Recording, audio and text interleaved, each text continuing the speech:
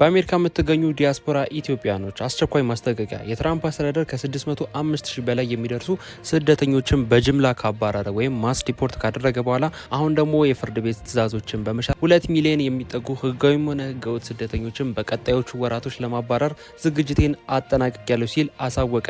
በዛሬ ቪዲዮ በአሜሪካ ለምትገኙ ኢትዮጵያን በሙሉ አንድ አስደሳች እንዲሁም አንድ አስደሳች ያልሆነ ዜና ይዤላችሁ መጥቻለሁ።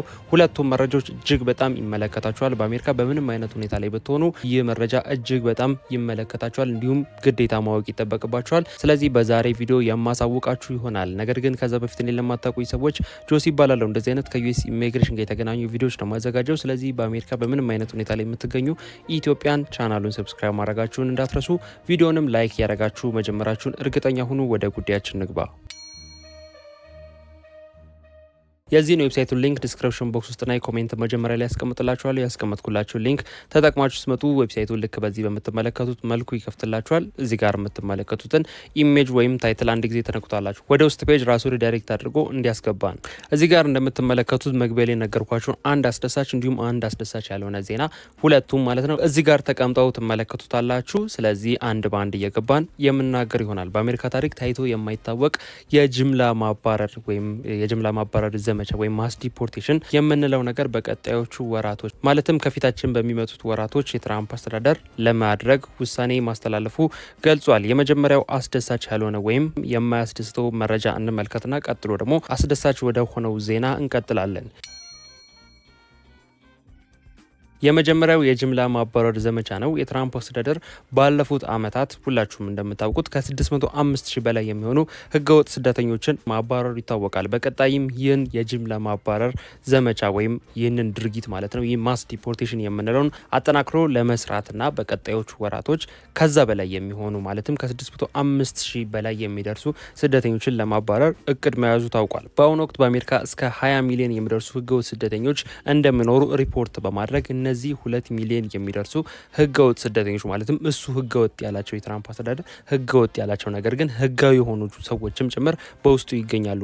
አስተዳደሩ ለራሱ እንዲመቸው ማለትም ለዜና እንዲመች እንዲሁም ለክስ እንዲመች ፍርድ ቤቶች ጥያቄ እንዳያነሱበት እንዲሁም ደግሞ ተከራካሪ ሰዎችም ሰብአዊ መብት የሚከራከሩ ሰዎች ማለት ነው እነሱ ጥያቄ እንዳያነሱበት ነው 20 ሚሊዮን የሚደርሱ ህገወጥ ስደተኞች በማለት የፈረጀው እንጂ በውስጡ ህጋዊ የሆኑ ሰዎች ማለትም የስራ ፍቃድ ያላቸው ግሪን ካርድ ያላቸው እንዲሁም ለትራምፕ ያልተመቹ ለትራምፕ አስተዳደር ያልተመቹ ሰዎችን ህጋዊ ቢሆኑም ጭምር ህገወጥ ናቸው በሚል ሽፋን በቀጣዮቹ ወራቶች ዲፖርት ለማድረግ ወይም ማስ ዲፖርቴሽን ለመጀመር የጅምላ ማባረር ዘመቻ ለመጀመር እንቅስቃሴ እያደረኩኝ ነው። በቀጣዮቹ ወራቶችም ከፍተኛ ቁጥር ያለው ዲፖርቴሽን ይኖራል፣ ተዘጋጁ ሲል የትራምፕ አስተዳደር ባለስልጣናት ወጥተው በሚዲያ በግላጭ እየተናገሩ ይገኛሉ። ስለዚህ የመጀመሪያው አስደሳች ያልሆነው ዜና ማለትም ለብዙዎቻችን አሪፍ ያልሆነው ዜና እንዲሁም በቀጣዮቹ ወራቶች ይፈጸማል የተባለው የጅምላ ማባረር ዘመቻ ወይም ማስ ዲፖርቴሽን በዚህ መልኩ ይሆናል። በቀጣዮቹ ወራቶች የሚሆኑትን አብረን የምንከታተል ይሆናል። በሁለተኛ ደረጃ አስደሳች ያልኳችሁ መረጃ ማለትም ብዙዎቻችንን ተስፋ ሊሰጥ ሊያስደስተን የሚችለው መረጃ የፍርድ ቤት ውሳኔዎችና ተግዳሮቱን በተመለከተ ነው። የትራምፕ አስተዳደር ስደተኞችን ለማባረር ማለትም ማስ ዲፖርት ለማድረግ እንዲሁም ከሀገር ለማስወጣት የሚያደርገውን ጥረት በፍርድ ቤቶች በኩል እንቅፋት እየገጠመው እንደሆነ ማለትም ፍርድ ቤቶች እነዚህ ነገሮች እየከለከሉት በመሆኑ ምክንያት እንቅፋት እየሆነበት እንደሆነ ዲፖርት ለማድረግ እንዲሁም ስደተኞችን በጅምላ ማስ ዲፖርት ለማድረግ ተግዳሮት ወይም እንቅፋት እየሆነበት እንደሆነ ተገልጿል። በተለይም ከ10,000 በላይ የሚደርሱ ጉዳዮች ማለትም ኬዞች ማለት ነው በዳኞች ውድቅ መደረጋቸውን አስታውሷል። ይህም የሆነበት ምክንያት የዳኞች የሰብአዊ መብት ጉዳይ ለምሳሌ ህጻናትና የአሜሪካ ወታደር ሚስቶችን ግምት ውስጥ በማስገባት የሚሰጡት ውሳኔ ወይም የሚያሳልፉት ውሳኔ ማለት ነው ፍርድ ቤቶቹ የሚያሳልፉት ውሳኔ ለትራምፕ አስተዳደር ይህንን የዲፖርቴሽን ነገር እንዳይሰራ የራስ ምታት እየሆነበት ወይም ዲፖርት እንዳያደርግ የራስ ምታት እየሆነበት እንቅፋት እየሆነበት እንደሆነ ተገልጿል። ይህም ሲባል ማለትም ፍርድ ቤቱ እነዚህን ኬዞች ውድቅ እያደረገ ከ10,000 በላይ የሚደርሱ ኬዞች ነው ውድቅ አደረገ ያልኳችሁ። ስለዚህ እነዚህ ከ10,000 በላይ የሚደርሱ ኬዞችን ጉዳዮችን ውድቅ ያደረገበት ምክንያት ህጻናትን ከግምት ውስጥ በማስገባት ነው። ማለትም ስደተኞች የወለዷቸው ልጆች አብረው ነው ዲፖርት የሚደረጉት። ታዲያ ዲፖርት በሚደረጉበት ጊዜ እነዛ ህጻናት ዜግነት አይኖራቸውም። ምክንያቱም አንደኛ እነዚህ የስደተኛ ልጆች ናቸው። በአሜሪካ ተወልደው በርዝ ራይት ሲቲዝን ማግኘት አይችሉም። ማለትም ከስደተኛ ቢወለዱም ጭምር ከዚህ በፊት በነበረው አሰራር የትራምፕ አስተዳደር ሳይመጣ በፊት በባራክ ኦባማ እንዲሁም ቀጥሎ በነበሩት ባይደን አስተዳደር ጊዜም የስደተኞች ልጆች ቀጥታ የአሜሪካ ዜግነት ማግኘት ይችላሉ። ምክንያቱም በርዝራይት ሲቲዝንሺፕ የሚባለው አሰራር ስለነበረ። ታዲያ ይህን ነገር ለማስቀረት እንቅስቃሴ መጀመሩን ከዚህ በፊት ነግሬያችኋለሁ። ቪዲዮ ማዘጋጅላችኋለሁ፣ ሰምታችኋል ብዬም ተስፋ አድርጋለሁ። ስለዚህ ይህን ነገር አብሮ ማለትም አንድ ወላጅ ወይም አንድ ስደተኛ ዲፖርት ሲደረግ ልጆቹም ማለትም የወለዳቸውም ልጆች ዜግነት ሳያገኙ ቀጥታ ነው ዲፖርት የሚደረጉት። ታዲያ በዚህ ምክንያት እነዛ ህጻናት ዜግነት አይኖራቸውም ማለት ነው። ዲፖርት የሚደረጉበት ሀገር የማይሰጣቸውም፣ አሜሪካ ማትሰጣቸውም፣ እነዚህ ዜግነት አይኖራቸውም ማለት ነው። በቤተሰቦቻቸው በኩል ሄደው ከቤተሰቦቻቸው ካላቸው ዜግነት ካላገኙ በቀር ማለት ነው። ታዲያ ፍርድ ቤቱ ይህንን ከግምት ውስጥ በማስገባት ነው ይህንን ኬዞች ካንስል እያደረገበት ያለው።